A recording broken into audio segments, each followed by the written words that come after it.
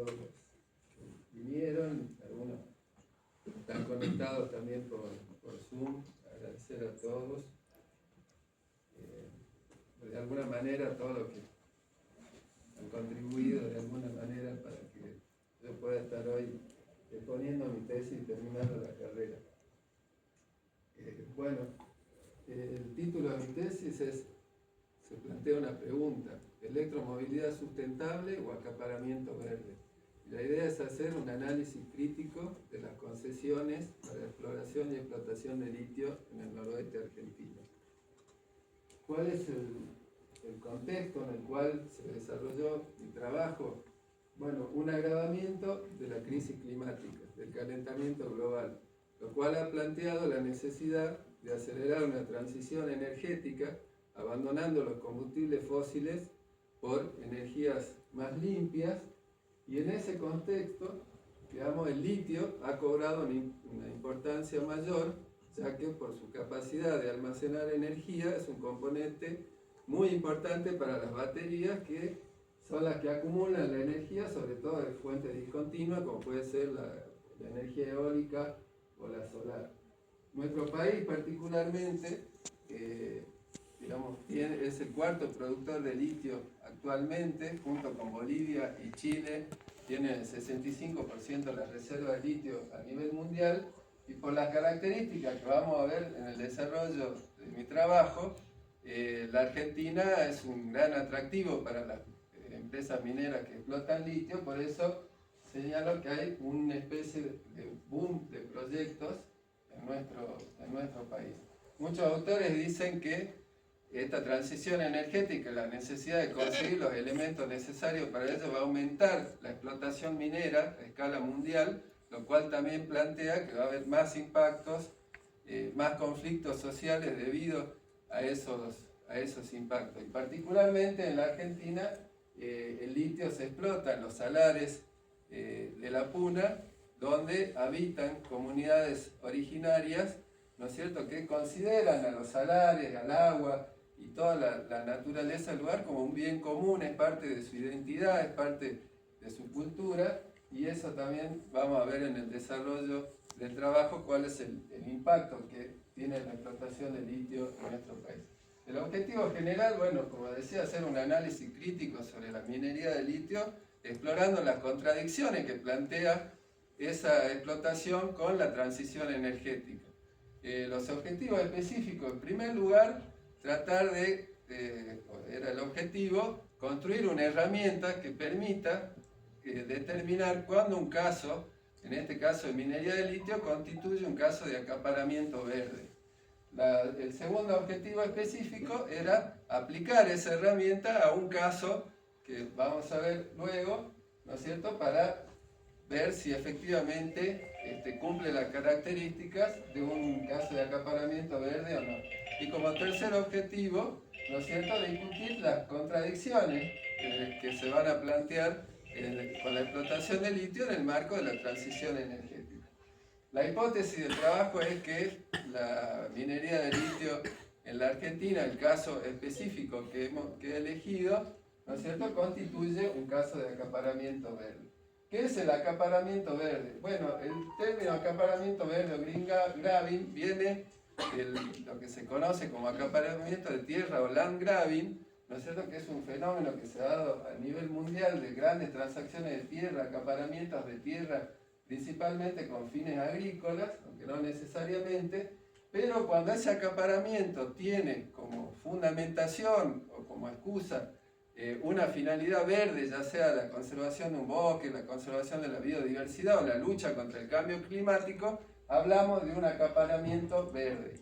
¿Qué implica el acaparamiento verde? Bueno, el acaparamiento verde se aprovecha de tierras marginales, supuestamente marginales, por eso verán que está entre comillas, ¿no es cierto?, invisibiliza a las poblaciones locales, ¿no es cierto?, incluso las responsabiliza por los impactos ambientales que ocurren en esas tierras, delegitima sus reclamos y también reestructura su modo de vida, su forma de producción, ¿no es cierto? Esto es lo que implica el acaparamiento verde.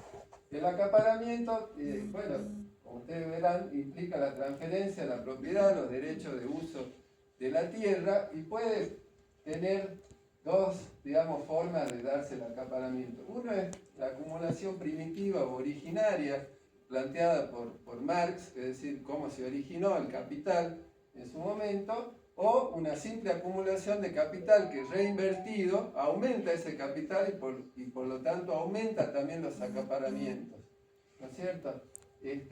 Según David Harvey, un geógrafo norteamericano, dice que las prácticas depredatorias de la acumulación primitiva, que decía Marx, no quedaron en el origen del capital, sino que es un proceso continuo a lo largo de la historia, y que él lo llamó acumulación por desposesión. Que lo ven acá, acumulación por desposesión. Y él dice que hay 4 factores que son importantes en la acumulación por desposesión. Uno es la privatización, el otro es la financiarización, la sensación permanente de crisis y el nuevo rol del Estado. Sobre la base de esto que decía Harvey, se construyo yo en mi trabajo la herramienta para poder determinar si el caso elegido constituye o no acaparamiento verde. En este caso, de esos cuatro procesos que vimos anteriormente, yo hago 6 procesos, 6 dimensiones. La apropiación o privatización, la mercantilización o financiarización de la naturaleza, el discurso verde y manipulación de la sensación de crisis, el rol del Estado, la inequidad social y distributiva y los impactos ambientales. Ustedes van a ver que hay 2 que están en verde, a diferencia de las otras, y por una, digamos, planteo que se hizo en el jurado, yo determiné que estas 2 son las dimensiones críticas. ¿Qué quiere decir esto? Que para que un caso sea acaparamiento verde, sí o sí debe cumplir estas 2 dimensiones.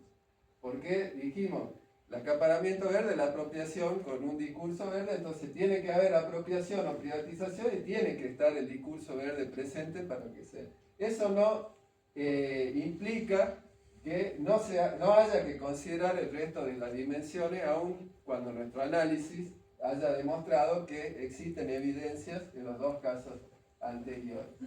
El caso de estudio elegido es el proyecto Fénix, que está ubicado en el Salar del Hombre Muerto, en la provincia de Catamarca, que es el pionero, digamos, de la explotación de litio en salmuera en la Argentina, comenzando sus operaciones finales en el 97, inicio del año 98, y fue elegido porque toda esa trayectoria, digamos, ya de un proyecto de muchos años en producción, lógicamente hay mayor disponibilidad de información para poder analizarlo en profundidad.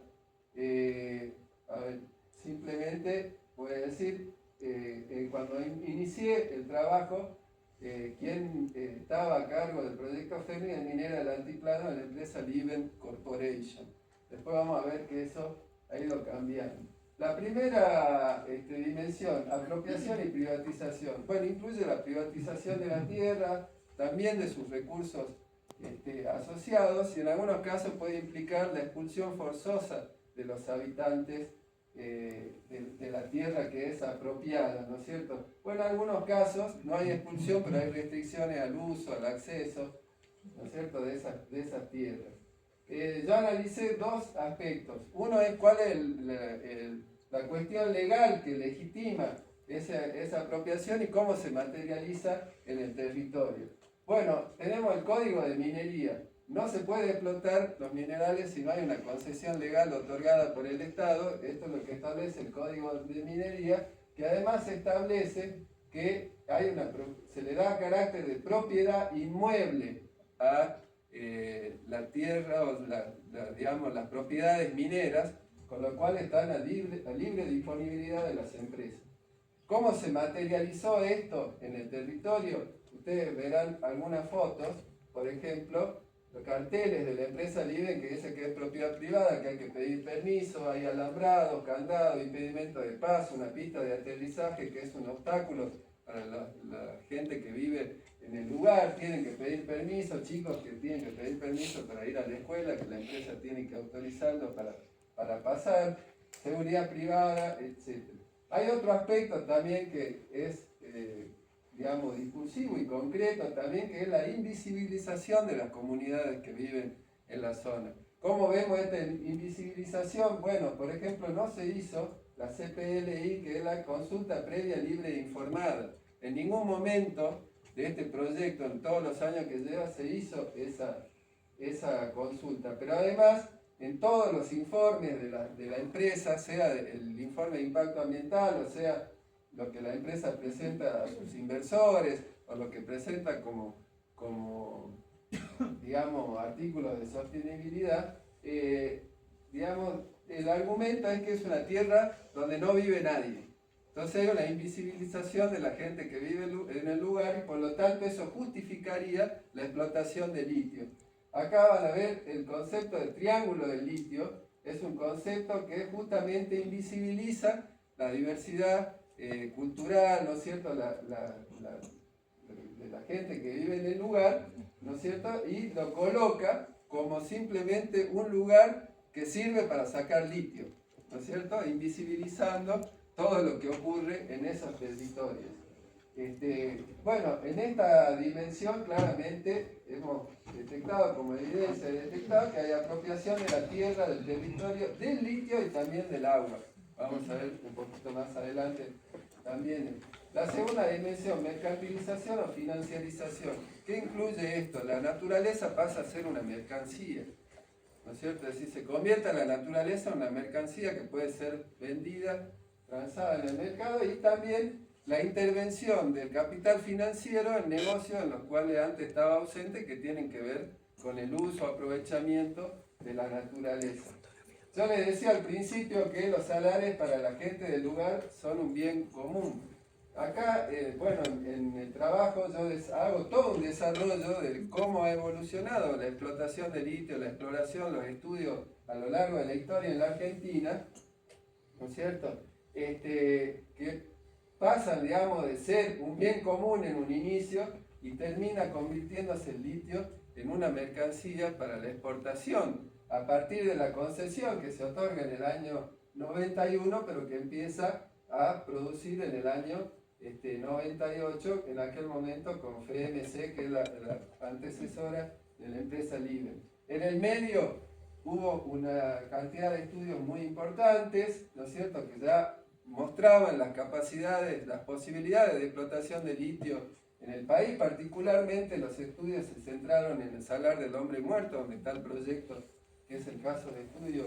En mi caso, hubo un intento planteado por el geólogo catalano de que se declare el litio como un bien estratégico, justamente él pensando en que no sea monopolizado y explotado por empresas extranjeras. Nunca tuvo éxito, esto fue en la década del 60, hubo varias cosas, pero bueno, por razones de tiempo no se la puede desarrollar, pero en el trabajo hay un desarrollo, digamos, bastante minucioso de cómo el litio pasa de ser un bien común a ser una mercancía exportable.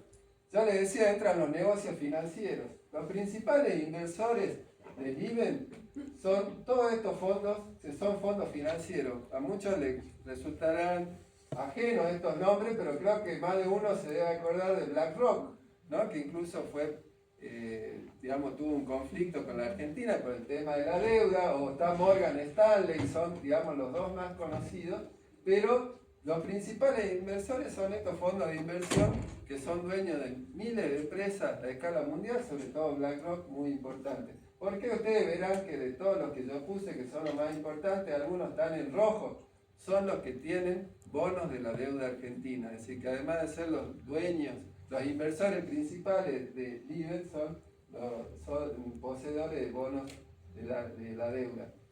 Acá, bueno, no sé, porque justo está el cosito del Zoom, Liven y Alken en el año 2024 concretaron una fusión de empresas que formó Arcadium Lithium, convirtiéndose en una de las empresas más importantes de litio a escala mundial. Arcadium Lithium hoy, de los 6 proyectos que están en producción en la Argentina, tiene 2 y tiene otros 2 más que están en otra fase de ejecución. Y recientemente, eso no lo pude incluir porque fue muy reciente, Arcadium Lithium fue adquirida por Río Tinto, una de las empresas mineras más grandes a escala mundial y una de las más denunciadas en materia ambiental. Bueno, la tercera dimensión, el discurso verde y manipulación del sentido de crisis. Aquí hay 2 elementos. Bueno, incluye los discursos de conservación, de lucha contra el cambio climático, ¿no es cierto?, que justifican la apropiación, pero también están los discursos, ¿no es cierto?, que aprovechando las crisis económicas plantean como que es absolutamente necesario la explotación minera para que haya un desarrollo, generar fuentes de trabajo, salir de la pobreza, etc. En todos estos sectores vemos el discurso verde. Desde la ONU, Banco Mundial, por supuesto la empresa, algunas ONG ambientalistas, las más importantes y más conocidas, el Estado Nacional, el Estado Provincial y los Estados Provinciales de otra provincia, en este caso yo consideré Catamarca. Un poquito me detengo en la ONU. La ONU tiene la Agenda 2030 del Desarrollo Sostenible, tiene la Conferencia de las Partes, que en una de esas conferencias se hizo el Acuerdo de París, que a muchos les debe sonar, y en esa oportunidad también salió la Declaración por la Movilidad Eléctrica, el Cambio Climático y el Llamado a la Acción. Esa declaración planteaba que no solamente el sector privado, sino que los estados debían promover la electromovilidad como una supuesta salida a la crisis que plantea el calentamiento global, ya que es el transporte el que mayor cantidad de gases de efecto invernadero produce. Esa declaración estaba firmada no solamente por organismos internacionales, sino también por empresas automotrices. Y el Banco Mundial le ha otorgado en la Argentina un crédito a una de las empresas que vimos que se había fusionado luego con Liebel para formar Arcadium, le ha otorgado un crédito de 230 millones de dólares que el Banco Mundial denomina crédito verde. ¿Por qué? Porque justamente era para explotar el litio con una finalidad supuestamente verde. Bueno, un poquito yo les decía, los estados provinciales, ahí se da mucho este discurso de que es necesaria la explotación minera para generar fuentes de trabajo, desarrollo, etc. La cuarta dimensión es el rol del Estado.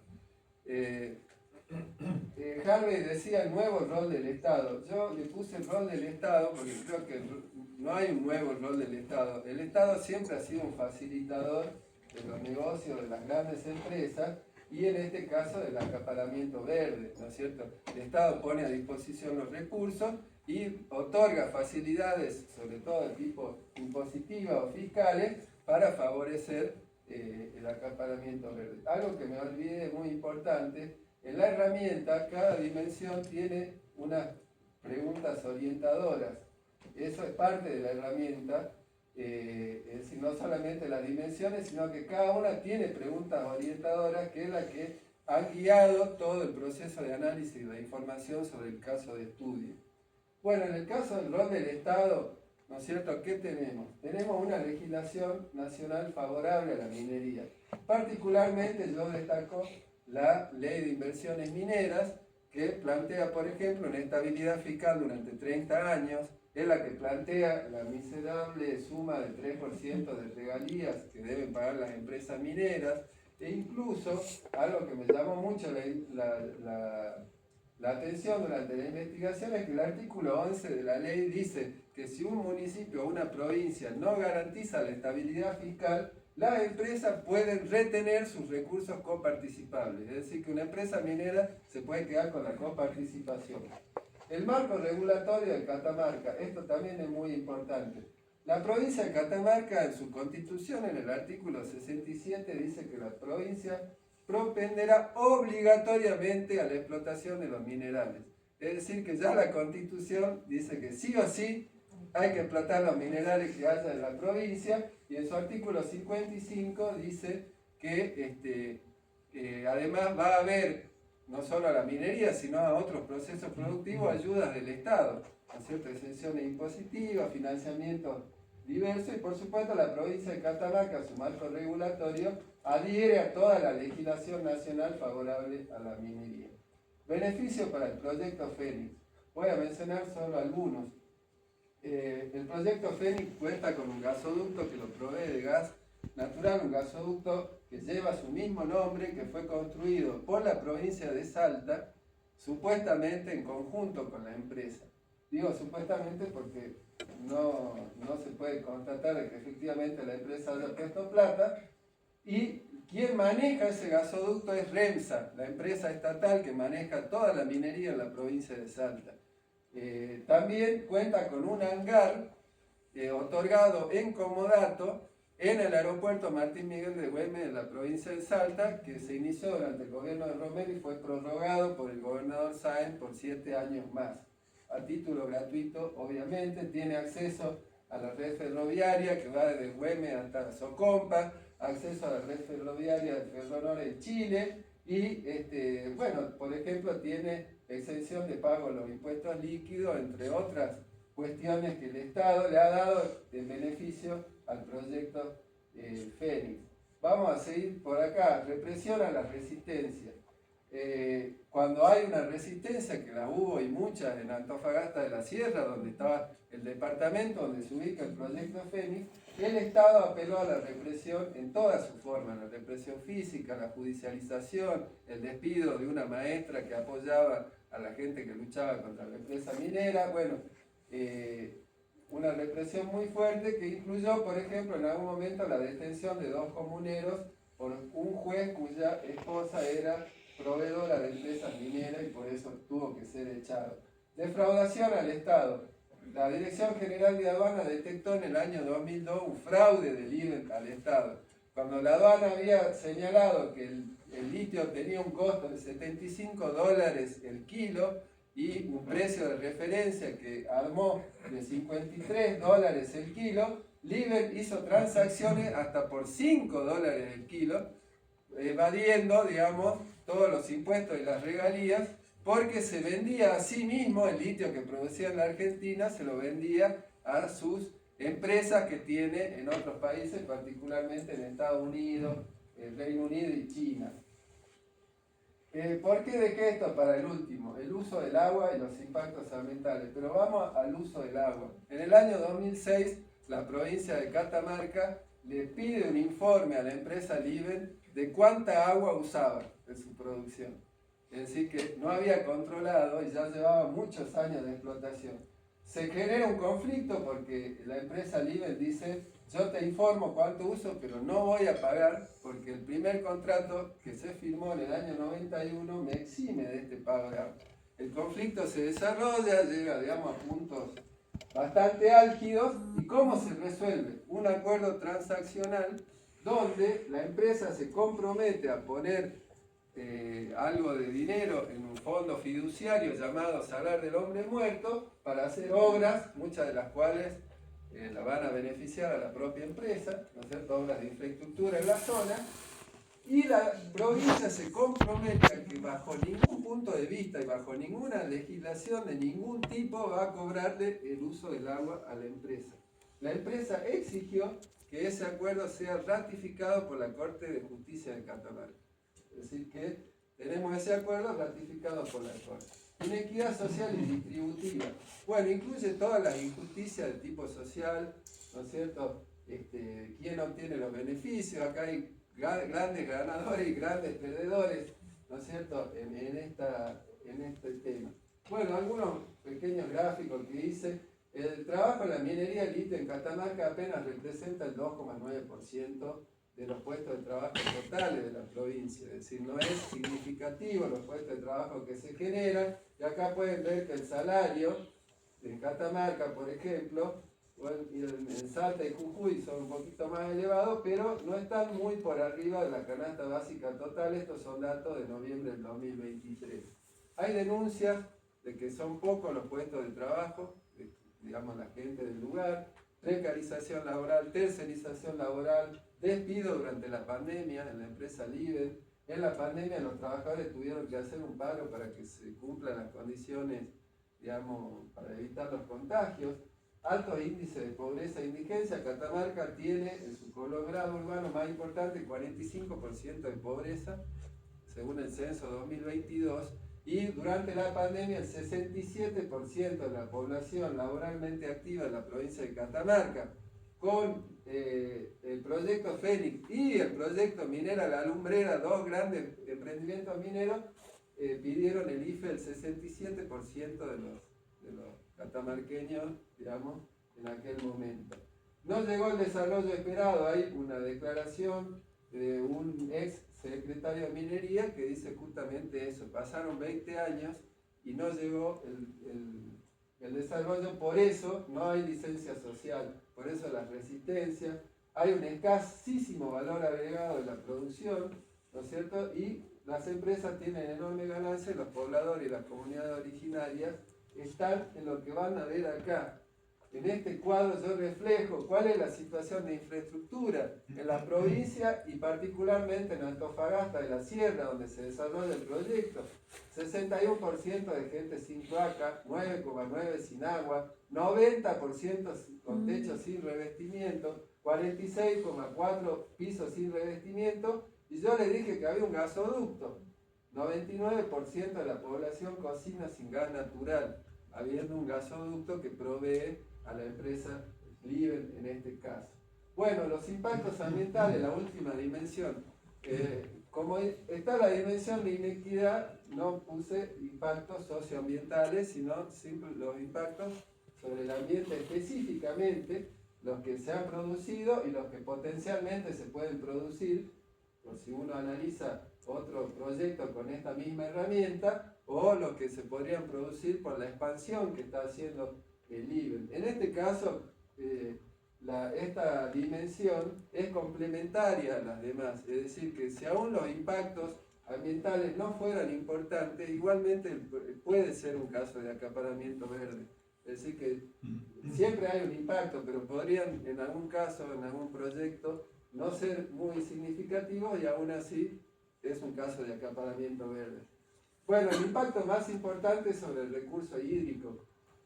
La desecación total de la vega del río Trapiche. Esto que ustedes ven acá, la diferencia de color, esto negro en la foto, o como ven acá, el endicamiento del río Trapiche ha producido un impacto que los propios informes de impacto ambiental que presenta la empresa dice que son severos e irreversibles, es decir, que si no hay una intervención humana no se va a revertir este impacto, ¿no es cierto?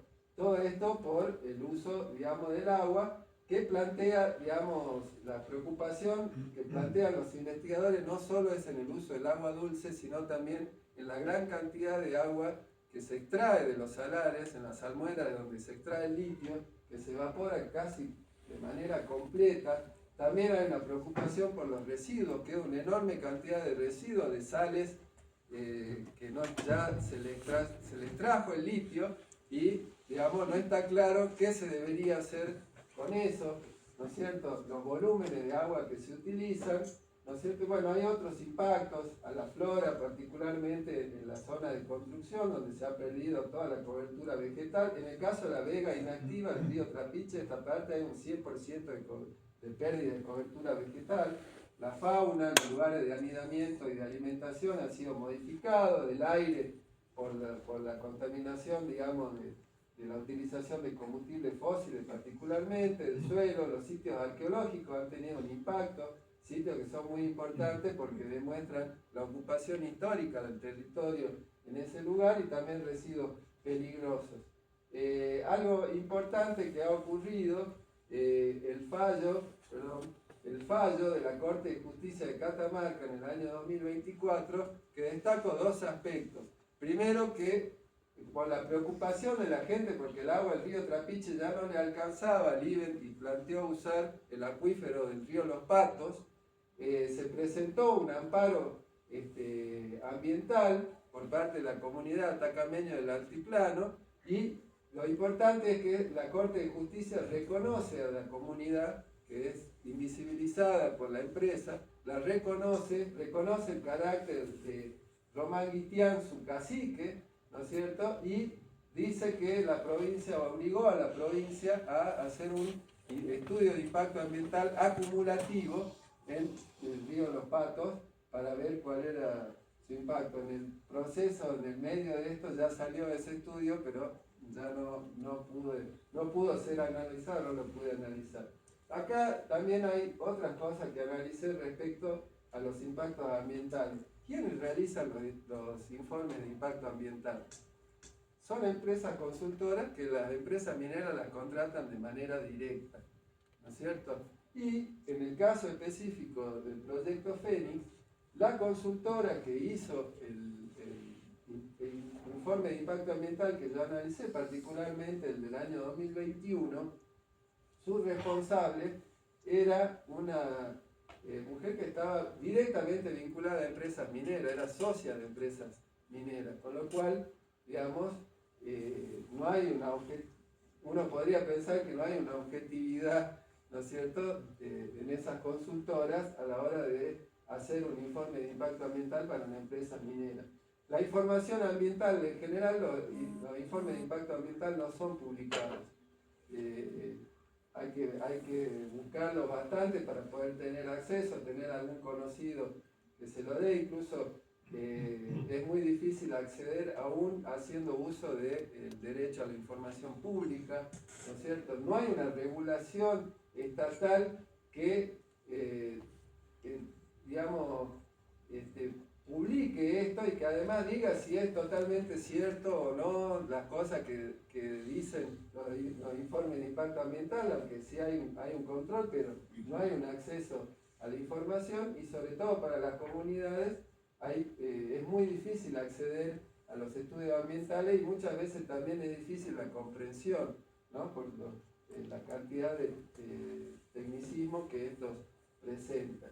Entonces, sobre la base de este análisis con la aplicación de la herramienta que he utilizado, en este cuadro se sintetizan las evidencias de acaparamiento verde que hay en cada una de las dimensiones y que surgen del análisis de todos los datos, la bibliografía, los informes de impacto ambiental, la legislación, todo lo que analicé a través de las preguntas orientadoras, ¿no es cierto? Y el resultado es que a partir de esas evidencias yo puedo afirmar que el caso analizado, que en este caso del proyecto Fénix, constituye un caso de acaparamiento verde. Si bien yo no hice un análisis de otros casos, de otros proyectos de minería de litio, podemos inferir digamos, que todo esto también ocurre en términos generales de la explotación de litio en la Argentina y por lo tanto podría ser también que la propia minería de litio en la Argentina sea un caso de acaparamiento verde. Bueno, algunas conclusiones. Primero, digamos, creo que es importante destacar que este concepto de acaparamiento verde me parece que es un buen instrumento, ¿no es cierto?, en primer lugar para exponer todas las injusticias que se plantean en el desarrollo de un proyecto de minería de litio. Y por otro lado también ver todas las contradicciones que existen entre lo que se proclama con la transición energética, que uno supone que viene, digamos, a resolver un problema grave como es el cambio climático, pero que efectivamente, ¿no es cierto?, conseguir los elementos para esa transición energética tienen un costo muy alto para las poblaciones del lugar, costos sociales, ambientales, ¿no es cierto?, como hemos visto. Es decir, como yo lo planteo en forma de pregunta acá, ¿se puede enfrentar el cambio climático con una transición energética que no está planificada, que simplemente es parte de otros negocios en el marco, digamos, del capitalismo, ¿no es cierto?, que compiten para ver quién hace la mejor forma de utilizar una energía más limpia? Esto sucede sobre todo en la electromovilidad. Si los autos eléctricos pueden ser una salida a la crisis climática si no hay una planificación del transporte que en lugar de priorizar el auto individual prioriza el transporte público, por ejemplo, ¿no es cierto? Vemos que hay una competencia muy grande entre las empresas ahora por la construcción y la venta de los autos eléctricos y ya vemos que conseguir los elementos solamente estamos hablando de los elementos para la batería, que es una mínima parte, tiene todos esos impactos. Podemos ver, y yo lo menciono también en mi trabajo, el cobalto, que es otro elemento importante en la producción de autos eléctricos, se obtiene en la República del Congo con trabajo infantil y trabajo casi esclavo de niños y jóvenes que prácticamente van a la mina condenados a una muerte segura. Entonces eso es sustentable. También yo planteo que habría que discutir el concepto de sustentabilidad. ¿Qué significa ser sustentable? ¿No es cierto? Y bueno, todo lo que esto implica, que hemos visto países muy fuertes e industrializados que vienen a explotar el litio, ¿no es cierto?, para un desarrollo de una electromovilidad que en muchos casos es como una especie de lavado de conciencia, ¿no es cierto? Por ejemplo, uno de los países que más ha promovido la electromovilidad es Noruega, con grandes beneficios para el que tiene un auto eléctrico. Incluso muchos autores dicen que está más beneficiado el que tiene un auto eléctrico que sale muy caro y que además tiene otro auto de lujo, tiene más beneficio que una persona que tiene que usar el colectivo, por ejemplo, un trabajador. Y sin embargo, Noruega, por ejemplo, viene a la Argentina, o una empresa noruega quiere venir a la Argentina a explotar el petróleo offshore.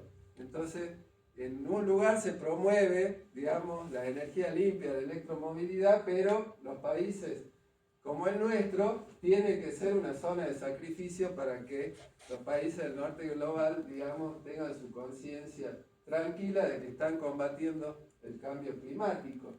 ¿No es cierto? Bueno, son las empresas mineras poderosas las que se llevan todas las ganancias y las comunidades y las poblaciones locales las que sufren todos los impactos sin ser compensadas, ¿no es cierto?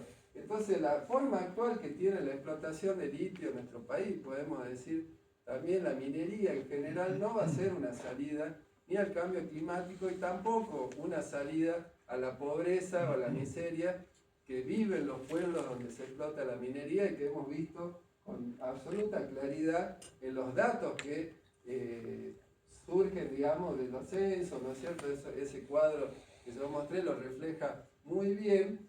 Entonces, creo que el trabajo puede aportar también a un debate más general sobre todas estas cuestiones. ¿Qué es lo que debemos considerar como sustentabilidad? ¿Qué es lo que debemos hacer para una transición energética que realmente beneficie al conjunto de la población? ¿Cómo se haría una explotación minera que no tenga todas estas contradicciones?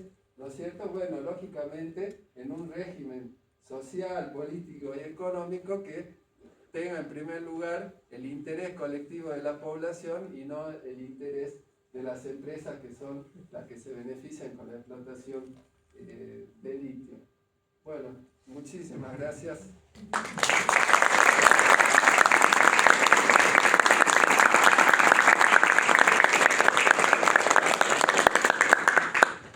Bueno, muchas gracias, Pablo.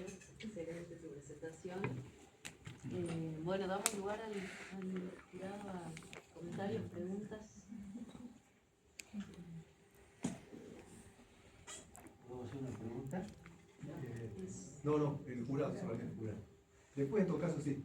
Cuando una vez que termine. Menos mal que estabas nervioso.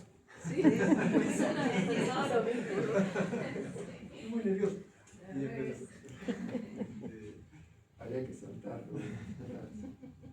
Bueno, Pablo, no sé qué decir, ¿no? Después de todos estos años de debate y de trabajos conjuntos en muchos aspectos que hemos llegado a hacer en muchos ambientes. Muy buena la presentación, por empezar. Además de la tesis estuvo muy buena, la presentación estuvo muy bien y eso también es mérito de tus directoras. A quien también felicito por la tesis. Yo sé que es tu tesis, pero siempre hay trabajo de equipo. Por eso yo a veces hablo en plural. ¿Está bien? Pensaba que era como los reyes que hablan en plural. Es porque hay un trabajo productivo. Sí, totalmente. Tengo que decir que no esperaba menos de tu trabajo. Creo que vos tenías más miedo que nosotros de que tu trabajo no salga como vos esperabas. Porque tu tesis me parece que es un ejemplo paradigmático de ciencia y conciencia, ciencia y militancia política. O sea, se puede hacer ciencia que tenga metida adentro todas las conceptualizaciones que vos defendés en tu vida política en un caso concreto, ¿no? Donde uno, esa cosa que por ahí no entiende tanto en el discurso, lo ve claramente en un caso, que es lo que nosotros llamamos ecología política. Nosotros teníamos mucha expectativa de tu aporte a este tema, porque nosotros venimos trabajando hace tiempo en estos temas, pero esperábamos que vos hagas un aporte de reflexión, de aplicación de marcos conceptuales, ya clásicos incluso, pero a un caso concreto y nuevo. Me parece que eso fue, o puede llegar a ser el mejor logro de tu trabajo, ¿no? Haber combinado esas dos cosas. O sea, has hecho una tesis que es técnica, porque vos no te focalizaste mucho en aspectos técnicos, pero hay mucha técnica atrás. La búsqueda de información, la carga de esos casos en la base de datos de las Matrix, los mapas. Hay un trabajo técnico que vos no lo resaltaste, pero está ahí atrás de tu análisis político y técnico también. Otra cosa que me parece que trasciende mucho los objetivos de una tesis de grado es que vos no solamente aplicaste un método, sino que, ustedes, puedo decir, sino que desarrollaron un método. Eso no es común en una tesis de grado. O sea, una tesis de grado, con suerte, un chico aplica, una chica aplica un método, lo hace bien, saca sus conclusiones. No. Ustedes, además de eso, desarrollaron un método para detectar acaparamiento verde en casos muy concretos y muy relevantes en Argentina y en el mundo. O sea que eso para mí lo pone casi en un nivel de una tesis de maestría. Trascienden mucho, me parece a mí, los objetivos de una tesis de grado, lo cual está muy bien, pero bueno, hay que decir.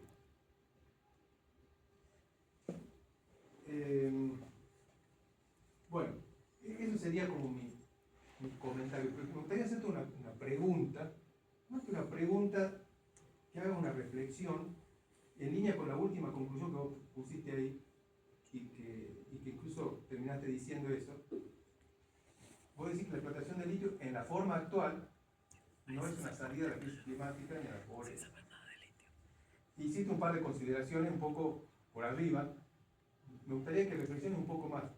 ¿En qué forma la explotación del litio puede ser una salida de la crisis climática y a la pobreza en la pura?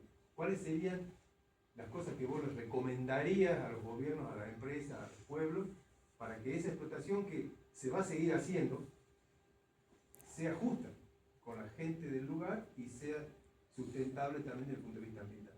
Si tenés algunas recomendaciones concretas para que eso no sea así. Bueno, hay algunas posibles recomendaciones concretas, aunque lógicamente yo lo veo siempre en un cuadro más general, ¿no es cierto? Es decir, yo creo que bajo este régimen actual va a ser muy difícil que no ocurran estas cosas que ocurren y que forman parte del análisis que se hizo, que hicimos, ¿no es cierto? Lógicamente hay recomendaciones que se pueden hacer porque que también son difíciles de aplicar porque como yo demostré, incluso algunas cosas tuve que pasar por alto, digamos, por la cuestión de tiempo. Uno le recomendaría al Estado, por ejemplo, en este caso al Estado de Catamarca. Bueno, es muy difícil porque el Estado de Catamarca está colocado casi al total servicio, ¿no es cierto?, de la empresa. Es decir, no hay, como yo dije en la exposición, por ejemplo, fue el propio Estado el que le tuvo que preguntar a la empresa cuánta agua usaba. Es decir, que ni siquiera el Estado había tenido, digamos, de tomarse el trabajo de controlar, ¿no es cierto?, un recurso que además, que también no pude decir, estamos hablando de una zona que tiene un balance hídrico negativo, donde precipitan 100 milímetros anuales en el Salar del Hombre Muerto. Entonces, sería muy difícil. Aún así, digamos, uno lo que recomendaría, si alguien me pregunta, bueno, primero tiene que haber un mayor control, ¿no es cierto?, no solamente el uso del agua, sino cosas que todavía incluso están en discusión de si son correctas o no, como por ejemplo, ¿qué se hace con la salmuera residual? Algunos dicen que hay que reinyectarla en el salar. pero eso plantea nuevos problemas. Podría plantear porque una modificación del pH del salar, por ejemplo, al reinyectar la salmuera, podría afectar a la población de estromatolitos, que son microorganismos que son muy importantes y están siendo estudiados justamente en esa zona, también porque ayudan a comprender cómo se inició la vida en el mundo. Entonces, bueno, es decir, ¿qué medidas se toman? El Estado debería tomar medidas que incluso pueden empezar siendo estudios más profundos de qué es lo que hay que hacer efectivamente con la salmuera, digamos, controles más exhaustivos sobre el uso de residuos peligrosos. Por ejemplo, hace poco volcó un camión de una empresa que traslada al IBEN, bueno, ya no es IBEN, digamos, al proyecto Fénix, ¿no es cierto? Y que no hay ninguna información pública al respecto. Ni siquiera señalan, digamos, cosas que forman parte de la investigación, ni siquiera a la gendarmería le dan información, por ejemplo, ¿no? Que van, dice qué pasó, no, es todo. Es decir, si el Estado no puede controlar eso, que es mínimo y elemental, digamos, eso sería una sugerencia, es decir, tiene que haber más controles, tiene que haber una planificación más allá de que, digamos, el régimen legal en la Argentina dice, viene una empresa y puede explotar, no hay, digamos, ni impedimento en eso. Pero, por ejemplo, algo que también no pude desarrollar, en el salar del hombre muerto, puedo volver, digamos, a la... Ay, se me fue. Bueno, en el salar del hombre, yo quería poner el mapa, que aprovecho para agradecerle a Cristian por los mapas. A ver si puedo ponerlo.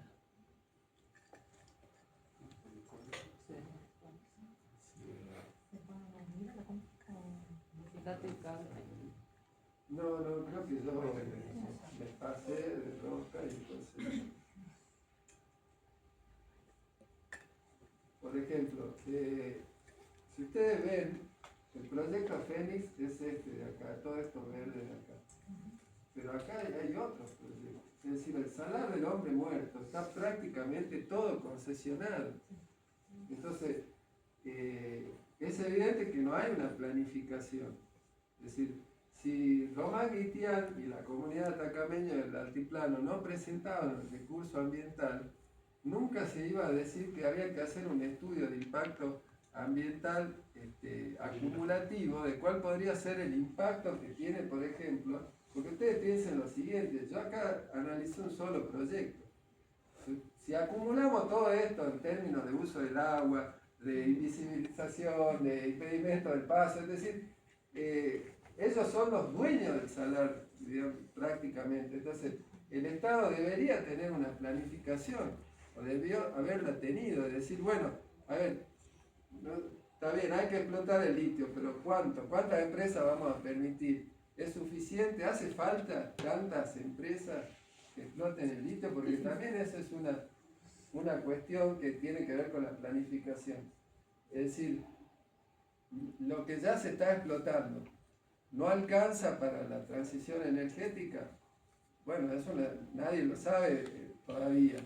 Probablemente no haga falta tantos proyectos de litio, porque es decir, cada uno de estos proyectos en general está asociado generalmente a una empresa automotriz, ¿no es cierto? Que compiten entre ellos por la provisión de litio, pero incluso, ahora me estoy yendo un poco por las ramas, pero creo que es bueno, es importante señalarlo, porque ahora se está planteando una disputa geopolítica por el litio.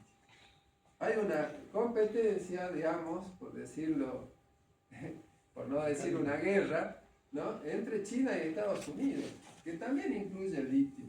Y que también estamos viendo en estos días, por ejemplo, yo mencioné la ley de inversiones mineras, ahora tenemos el régimen de incentivo a las grandes inversiones, el famoso RIGI, que es, digamos, la ley de inversiones mineras multiplicada varias veces más, con más beneficios todavía. Por ejemplo, el Estado argentino le está negando el RIGI a las empresas chinas. Yo creo que eso no es casualidad, digamos, es parte de un alineamiento político. Entonces, no hay una, es decir, yo qué le diría al Estado Nacional, a los gobiernos provinciales, no va a haber una planificación, es decir, hace falta que vengan tantas empresas, es decir, ¿qué es lo que necesitamos nosotros de la explotación de litio? También, vamos a producir baterías, vamos a entrar, digamos, en el agregado de valor, o simplemente vamos a seguir siendo un productor de una materia prima que otros van a obtener de beneficio, ¿no es cierto? Bueno, creo que la primera recomendación sería atender los reclamos de las comunidades de la zona. Es decir, si no se hizo en su momento la consulta previa, libre e informada, que se haga ahora y que se tengan en cuenta que haya la posibilidad de que las comunidades puedan vetar que se inicie un proyecto. Porque de nada sirve consultarle, preguntarle, que digan no me gusta y que el proyecto se haga igual. ¿No es cierto? Que tengan esa posibilidad. Yo recomendaría eso, es decir, establezcan un derecho a veto, establezcan que se haga una consulta, porque hay conflictos. Hay muchos conflictos en la Antofagasta, en la Sierra y también en las Salinas Grandes, en Jujuy y Salta. Hay comunidades que han incluso elaborado un protocolo de cómo debería hacerse esa consulta. Es decir, las propias comunidades le han ofrecido al Estado, que se llama Cachiyupi, le han dicho, mira, acá yo te doy, esta es una herramienta que podés usar para hacer la consulta y que las comunidades podamos hacer uso de ese derecho que establece el convenio 169 de la Organización Internacional del Trabajo. Esas serían, digamos, las recomendaciones digamos, que yo creo que podría hacer, ¿no es cierto?, más allá, digamos, de lo más general, pero creo que habría que apuntar rápidamente a eso, porque de lo contrario, yo decía, hay un boom, hay 67 proyectos de litio en este momento en el país, en distintas fases. 6 ya están en la etapa de producción. Es un montón. Si prácticamente, como le dicen muchos autores que yo leí, digamos, para hacer este trabajo, que dicen que prácticamente la superficie de la puna en la Argentina está toda pedida para explotar litio. Es decir, no hay, digamos, lugar donde no haya pedido, incluso se está extendiendo a otras provincias. La Rioja ya está empezando a haber estudios, San Juan, Río Negro, es decir, entonces el país va a hacer una planificación. Es decir, el Estado debería tener prioridades, atender las demandas y el problema ambiental, ¿no es cierto?, que es también muy importante, porque todo lo que la desecación de la vega del río Trapiche tiene larguísima data, y aún con ese antecedente el Estado de Catamarca otorgó permisos de uso de agua, digamos, a otras empresas además del IDE. Y en ese acuerdo transaccional que yo le decía, también por razones de tiempo no pude decir, no solo se compromete a no cobrarle, sino que dijo inmediatamente todo lo que vos me pediste en términos de uso de agua, inmediatamente a partir de ahora sale, se aprueba. Es decir, lo cual está diciendo incluso que, a ver, algo que también no pude decir y que yo lo coloco hay una flexibilización de las normas a favor de las empresas. Es decir, no es solamente que hay una ley favorable, las que ponen límites se flexibilizan, por ejemplo, las normas ambientales. Entonces, yo recomendaría eso, planificación, atender las demandas de las comunidades y evitar cualquier tipo de flexibilización en las normas ambientales, porque el daño, por ejemplo, que le han hecho a las comunidades con la vega del río Trapiche es irreversible y creo que no se va. La empresa dice que se recuperaría la vega 10 años después de concluido el proyecto. Si nosotros calculamos que el proyecto aproximadamente tiene unos 20 años más de vida útil, estamos hablando que en el 2052 puede ser, podría ser, digamos, que cosa que también, digamos, seguramente no va a volver a sus características originales. Entonces, digamos, creo que esa sería la recomendación. Al fin por las ramas.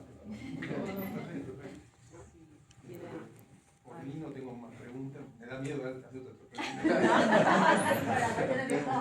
Media hora, pero No, felicitaciones. No, No, bueno, en primera instancia felicitarte, pero la verdad que me gustó mucho la tesis. Una gran cantidad de información y yo te decía a vos que veo mucho análisis de información, que no es algo sencillo de hacer, buscar esa información. Así que en primera instancia felicitarte a vos y también a tus directoras. Me parece un trabajo muy interesante y sobre todo la metodología, destacar que desarrollaron una metodología. Y en relación a eso, como para no irme por las ramas, o sea, sí, me gustaría consultarte sobre cómo ves vos la aplicación de esta metodología a otros estudios de caso y después bajado un poco más a tierra, cómo ves el potencial de esta aplicación, digamos, en términos de definir después políticas de gestión, quizás a nivel gubernamental. Sé que es un poco difícil.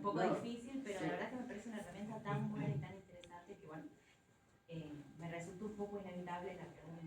Sí, yo creo que la herramienta me parece que es útil para, es decir, si alguien quiere tomar otro caso de un proyecto de litio, me parece que las dimensiones que se han establecido y las preguntas orientadoras mayoritariamente son generales para la explotación de litio, es decir, que valen para el análisis, para que alguien tomando la herramienta se guía qué es lo que tiene de la información que recolecta, a dónde tiene que apuntar. Por lo tanto, yo, digamos, valoro también del trabajo hecho, es que esa herramienta puede ser útil para que incluso yo mismo u otro que quiera, digamos, analizar otro caso de acaparamiento verde en la minería de litio lo puede hacer. Porque, digamos, justamente la idea era esa, ¿no es cierto? Es decir, no hay en general, en términos generales, ninguna metodología concreta para determinar el acaparamiento verde, digamos, no solamente en la minería, en otras cosas también. Entonces, digamos, por eso también creo que en eso, digamos, lógicamente influyeron mucho Andrea y Melissa, ¿no es cierto?, en esto de que uno de los objetivos del trabajo sea justamente eso, es decir, primero hagamos una herramienta que nos permita luego esa herramienta analizar un caso concreto y determinar, y además que esa herramienta pueda ser útil para que alguien más, o en el futuro, ver otro caso utilizando esa misma herramienta. Y bueno, digamos, más o menos, es decir, creo que digamos, los organismos estatales lo mismo también, ¿no? Es decir, un caso de acaparamiento verde siempre implica una injusticia. Eso, digamos, el marco teórico que también tuve que pasarlo rápido. Todo lo que han digamos, ido elaborando sobre esto dice, es un término que siempre implica injusticia. Entonces, las autoridades estatales, si alguien le dice, mira, todo esto constituye un caso de acaparamiento verde, tienen que prender la alarma y decir, bueno, acá hay una injusticia, en algún lugar hay una injusticia. ¿Dónde está? ¿Cuál es? ¿Y cómo resuelvo esa injusticia? ¿Cómo, digamos, trato de que esa injusticia no se agrave? Digamos, pues yo creo que, por ejemplo, en este caso concreto, el proyecto Fénix, digamos, es un caso de acaparamiento verde, que ya lo estudiamos. Bueno, ¿qué pasa con los demás? Seguramente, como yo decía, también, pero entonces, supongamos que mi trabajo llegue a las manos del gobierno de Catamarca. Dice, che, ojo, porque mirá, acá estamos ante una injusticia que está vista en un solo proyecto y tenemos casi 8 en el Salar del Hombre Muerto, donde vive la misma gente, las mismas comunidades, son los mismos problemas, usan el mismo acuífero todo para conseguir el agua, entonces debería ser, digamos, una alerta hacia el Estado para tomar medidas por lo menos mitigadoras, ¿no? Es decir, uno ya ni siquiera decir vamos a resolver, pero por lo menos para que mitiguen el impacto, para que las comunidades no han sido compensadas prácticamente en nada, digamos, en función de esto, más allá de que el Estado, la empresa se empeñen en tratar de mostrar lo contrario, pero las estadísticas que el propio INDEC ha hecho, digamos, lo revela. Entonces, creo que debería servir para colocar la alarma, aunque yo, digamos, creo que ellos saben, son conscientes de que esto está ocurriendo, pero, digamos, ojalá que el estudio de esto, por eso, digamos, el concepto de acaparamiento verde me parece importante para poder justamente exponer todas esas injusticias. Es decir, creo que es válido para eso, para rápidamente uno dice, vaya acaparamiento verde, ya sabe que hay algo que no está bien, que es injusto. Entonces, me parece que eso sería muy útil, ¿no? Por mi parte, no tengo más preguntas. Bueno, yo también, como he reestructurado, felicitarlos, felicitar a las chicas, el trabajo súper interesante, me encantó leerlo, muchísima información. Yo la compartí porque creo que como todos tenemos algún colega, pariente, conocido vinculado al litio, ya sea directa o indirectamente, y la verdad que les resultaba muy cómodo, ¿no? O sea, hacer detrás del discurso corporativo, verde, como vos lo mencionaste, o energético, hay muchas cosas que damos por sentadas y que cuando analizamos tanto la historia como vos hiciste en una parte, no son tan así. Entonces, agradecerles por hacer esta cosa tan incómoda para muchos, por traer todas estas discusiones que tendremos que haberlos planteado desde hace años, que nos llegaron, como siempre, hay, como vos decías, grandes ganadores, pero también hay grandes perdedores, y no es solo la comunidad de la Puna y no son solo las comunidades locales las que se ven afectadas, sino todos, digamos. Cuando uno extrapola los impactos, todos estamos ahí metidos, así que agradecerles por hacer eso tan incómodo. Nada, solamente felicitarlos nuevamente y felicidades, Michelle. Gracias. ¡Bravo!